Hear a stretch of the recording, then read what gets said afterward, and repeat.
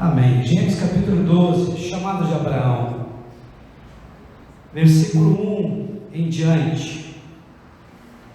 Assim diz a palavra de Deus: O Senhor tinha dito a Abraão: deixe sua terra natal, seus parentes e a família de seu pai, e vá à terra que eu lhe mostrarei.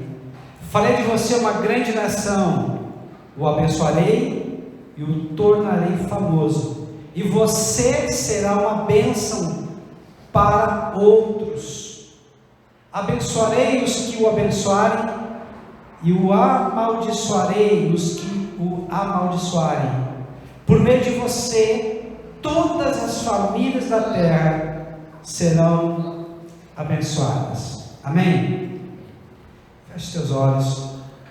Deus amado, Deus bendito, o Senhor zela e vela pela tua palavra, e ela não volta vazia, sem cumprir também o propósito para o qual ela foi designada. Fala conosco, Senhor.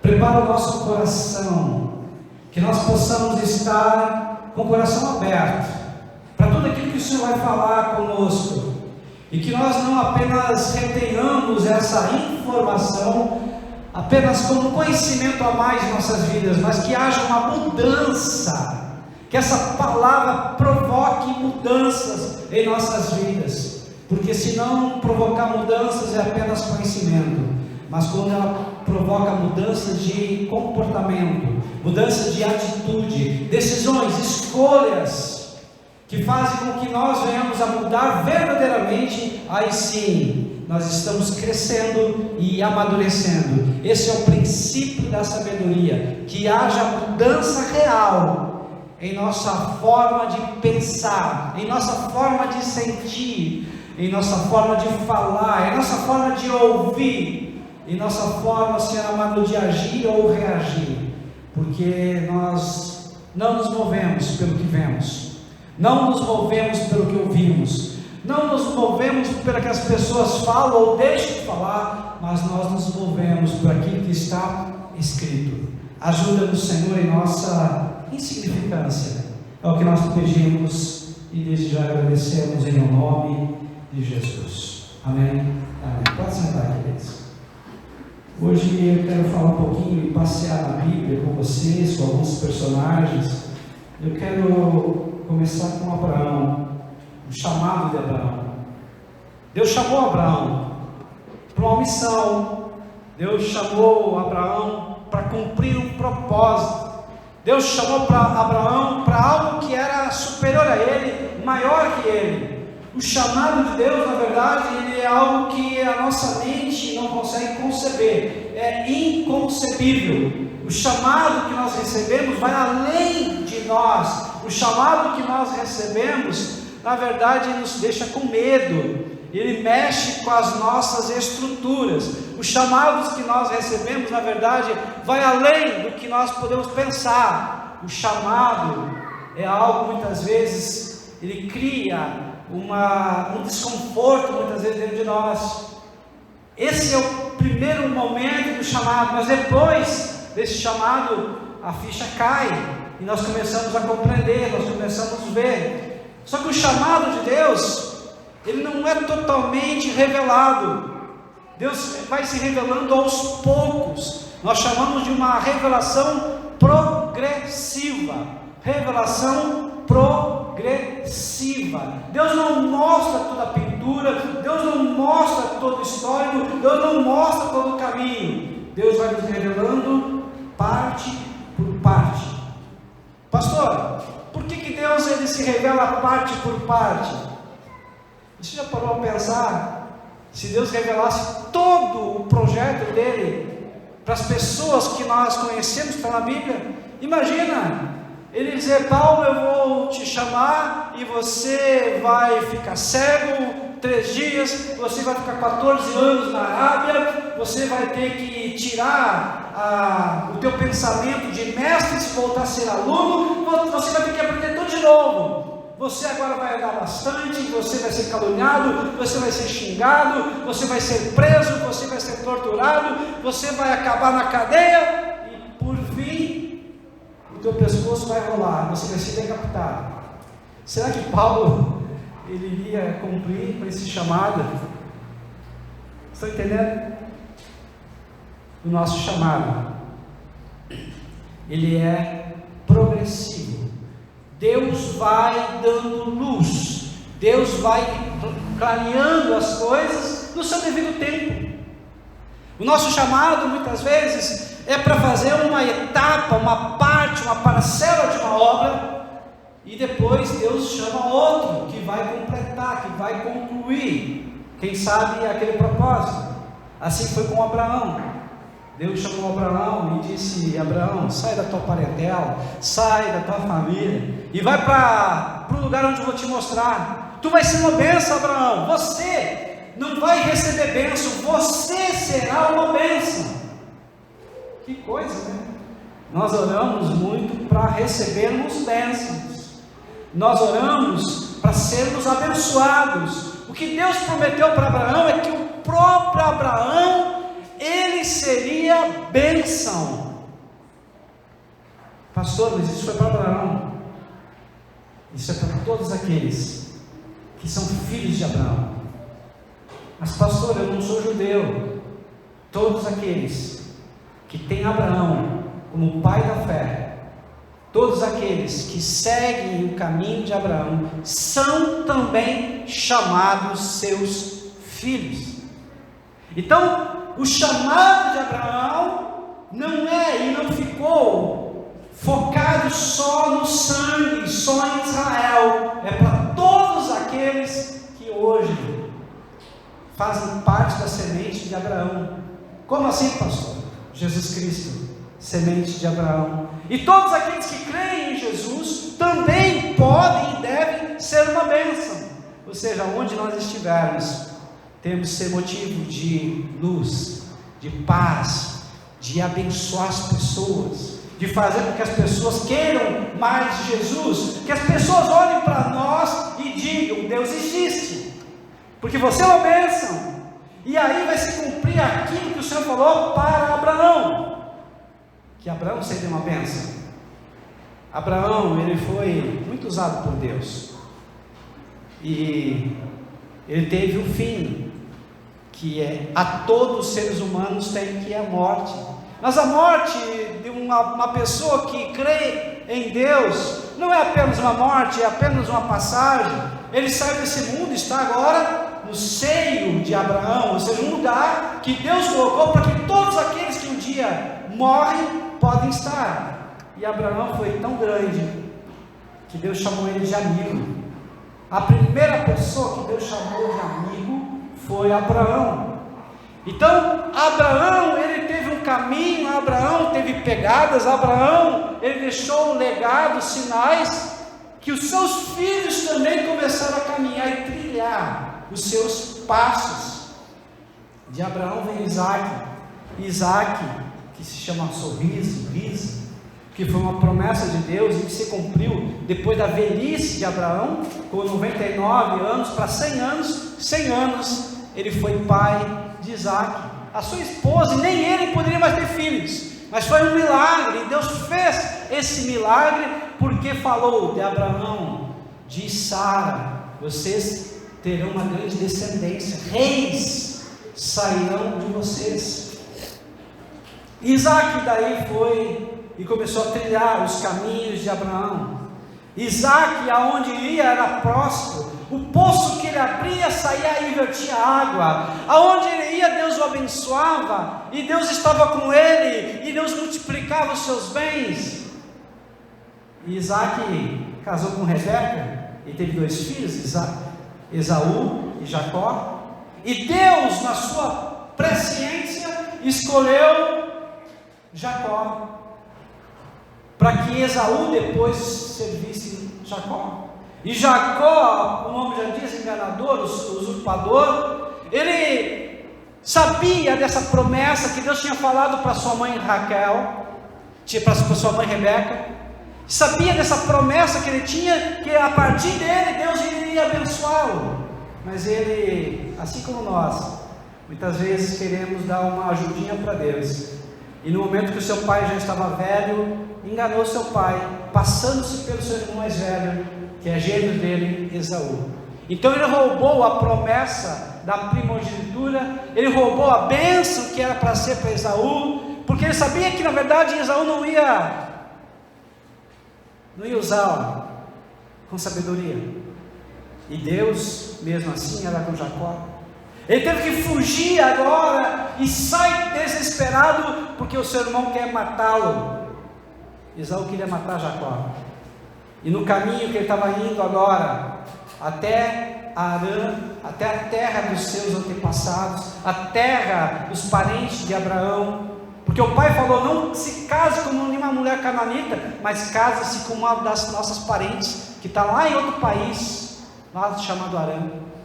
E no meio do caminho, ele cansado, ele foi dormir, pegou uma pedra, colocou essa pedra como se fosse um travesseiro, e lá ele teve um sonho, e viu uma grande escada que saía do chão e ia até os céus, e essa escada descia e subia anjos, e no fundo, no final dessa escada, o Senhor Todo-Poderoso, lá, ele disse: poxa vida, esse lugar aqui é um lugar santo, esse aqui é o lugar que é a porta dos céus, aqui os anjos sobem e descem.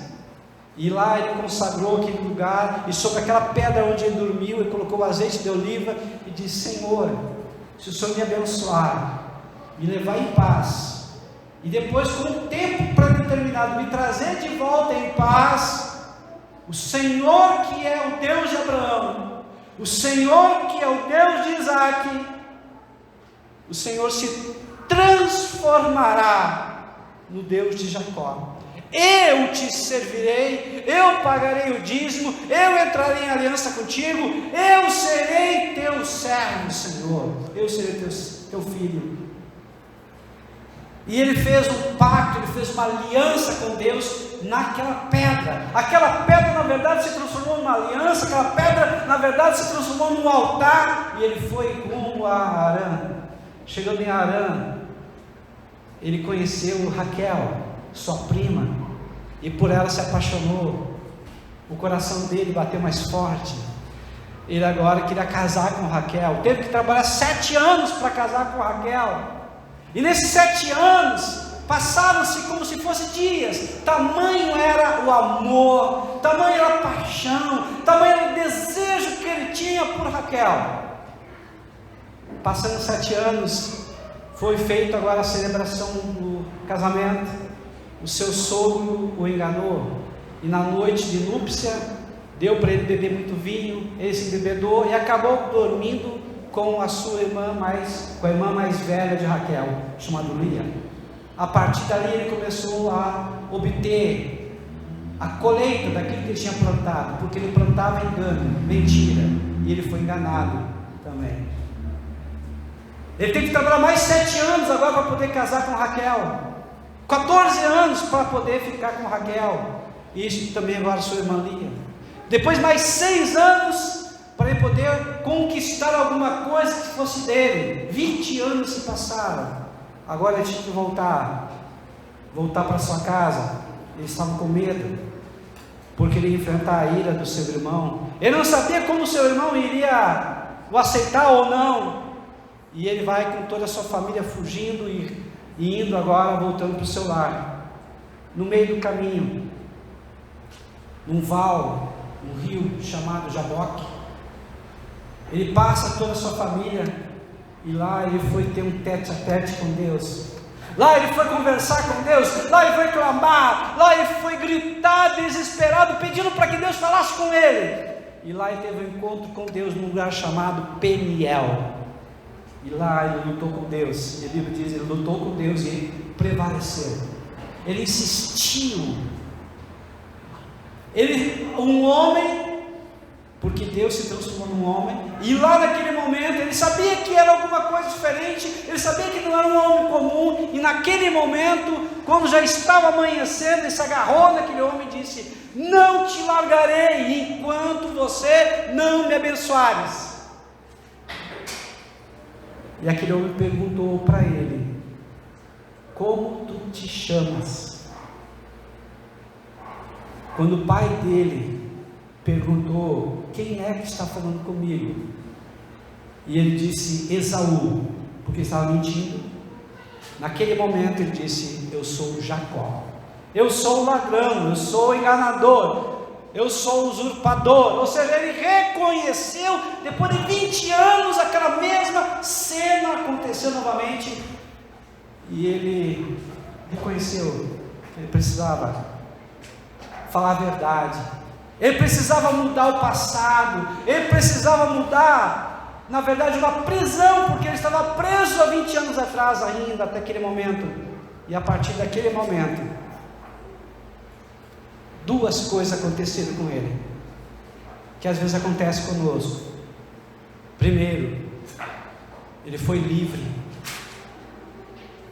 Quantas prisões que às vezes nós temos, conscientes ou inconscientemente, e muitas vezes não fazem com que a gente prospere, não permite que nós vamos à frente. Ficamos presos, sabemos que temos condições, desejo de ir além, mas ficamos presos num lugar e não conseguimos avançar.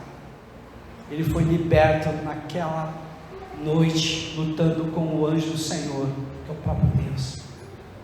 Segunda coisa, ele foi curado.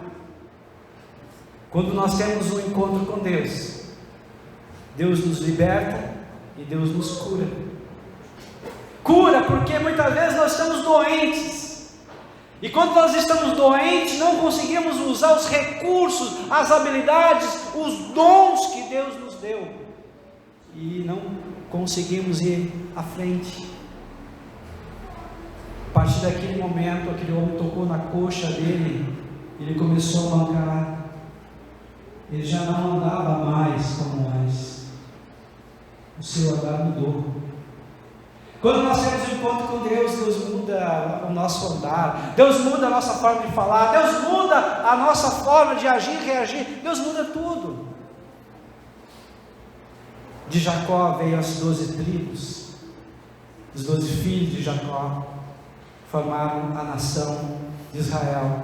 Da nação de Israel vieram reis como Davi, um homem segundo o coração de Deus, um adorador por excelência, um homem que tinha prazer em permanecer na presença de Deus, um homem que tinha prazer em adorar o Senhor, e que até hoje é reconhecido por todo mundo, um excelente adorador, exímio rei, administrador, um homem segundo o coração de Deus. De Davi vieram outros reis, vieram profetas, vieram homens e mulheres que mudaram as suas gerações, mas a missão continuava. Deus queria que as pessoas fossem uma bênção, Deus queria que as pessoas cumprissem suas missões. Qual é a nossa missão? Qual é a tua missão?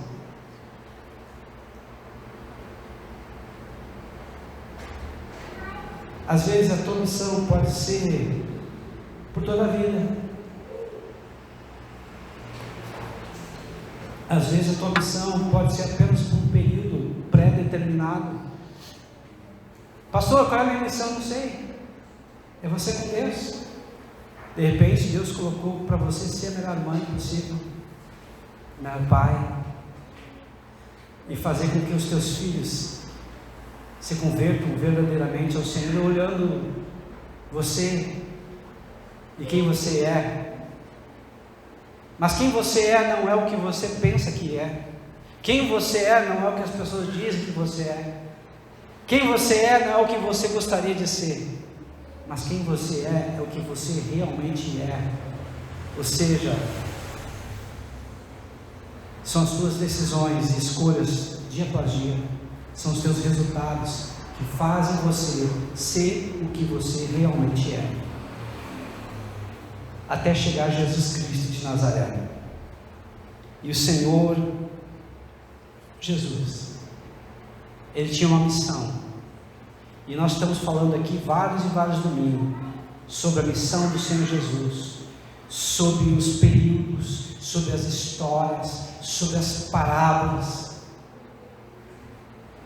Falamos aqui que ele não permitiu nem que a sua própria mãe, nem que os seus próprios irmãos, nem que a sua própria família interferisse, impedisse que ele cumprisse a sua missão, pois a sua missão foi e é de ser salvador do mundo, de reconciliar o homem que estava perdido, o homem que estava afastado, trazer de volta ao Pai. E a única forma de nós voltarmos ao Pai é como o próprio Jesus disse: não é por obras, não é uma igreja, não é um ritual, não é um mestre, não é um guru, não é um sacerdote, é João, Evangelho de João, capítulo 14, versículo 6. Eu sou o caminho, a verdade e a vida. Ninguém vem ao Pai, não é ninguém vai ao Pai, é ninguém vem ao Pai, senão por mim. Ele, Jesus, é a porta, e quem entra na porta encontra o caminho. Ele, Jesus, é o caminho, e entrando nele, ou seja, pastor, o que é entrar no caminho? O que é caminhar com Jesus? É obedecê-lo, porque a Bíblia diz que quem ama, obedece, e quem obedece é conhecido como filho de Deus. Quem obedece significa que ama. E tem momentos da nossa vida que nós escolhemos não obedecer. Tem momentos da nossa vida que nós damos vazão para os desejos da carne. Tem momentos da nossa vida que nós deixamos o orgulho falar mais alto. Em vez de nós nos humilharmos e reconhecermos a nossa total dependência, nós queremos fazer a nossa vontade prevalecer e não a vontade de Deus que está na Bíblia Sagrada.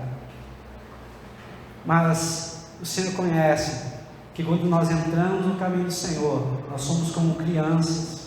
E criança não pensa, criança é egoísta, criança quer só para ela. Depois de criança se torna menino, menina, já começa a pensar um pouquinho mais, já começa a saber o que quer, o que não quer, sabe realmente o que é certo e errado, o que é adequado e inadequado. Depois se transforma em jovem, que é impulsivo, que quer fazer as coisas, que quer mostrar que ele tem poder, que pode fazer as coisas, até chegar à fase adulta, onde a pessoa está mais madura. Esse é o processo de crescimento que qualquer pessoa passa. Nós também, espiritualmente, passamos por essas fases. Mas por quê? Para quê? Para poder cumprir com a missão para a qual o Senhor nos chamou. Você precisa ser uma bênção. Mas pastor, como é que eu vou ser uma bênção? Primeiro você precisa ser livre. Depois você precisa ser curado. Você jamais será uma bênção enquanto estiver preso a mágoas, ressentimentos, falta de perdão. Você jamais será livre enquanto você não engolir pessoas, não tolerar pessoas. Essas pessoas, elas dormirão com você. Essas pessoas almoçarão com você. Essas pessoas não te deixarão, porque você está presas a elas. Pastor, mas eu não tenho nada disso. Prisões muitas vezes não são prisões conscientes. Às vezes as nossas prisões são inconscientes. Às vezes é o nosso menino, a nossa menina, quem for mulher agora entenda, interior, que se sentiu traído, rejeitado, abandonado. E na verdade essa criança grita dentro de nós. E nós aprendemos muito com os nossos pais, mentindo porque não sabiam o que fazer, e agora nós adultos continuamos mentindo para nós mesmos, e continuamos presos. Deus quer que você seja livre. Deus quer que você seja curado. Pastor, por que eu preciso ser livre? Para que eu preciso ser curado? Para que você seja uma bênção. Para que você continue a história que não parou. Em Atos capítulo 28, a história continua. Pastor, o senhor está falando uma heresia, porque o que eu sei, a Bíblia, o último livro foi Apocalipse, mas aqui o senhor está falando em Atos, e Atos dos Apóstolos tem até o capítulo 28, certo?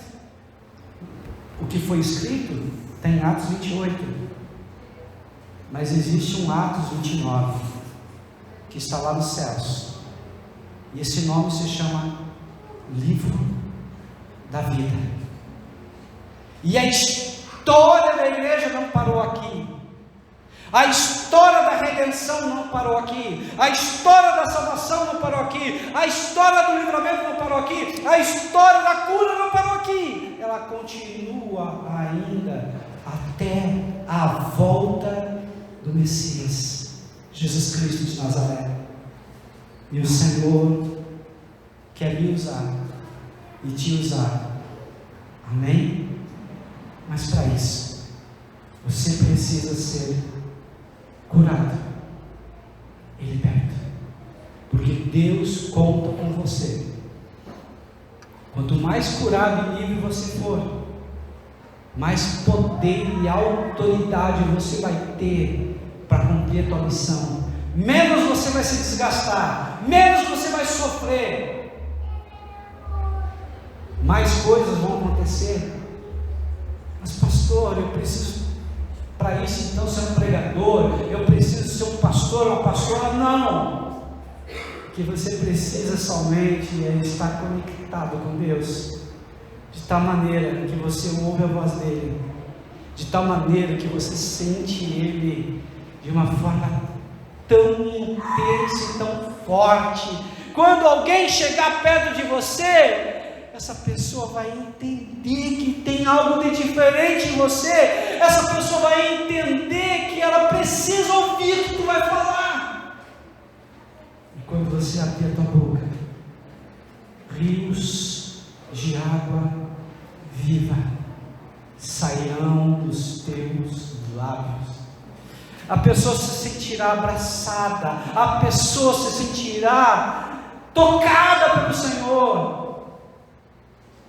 Aí sim, você vai poder dizer: eu estou livre, estou curado, estou no centro da vontade de Deus.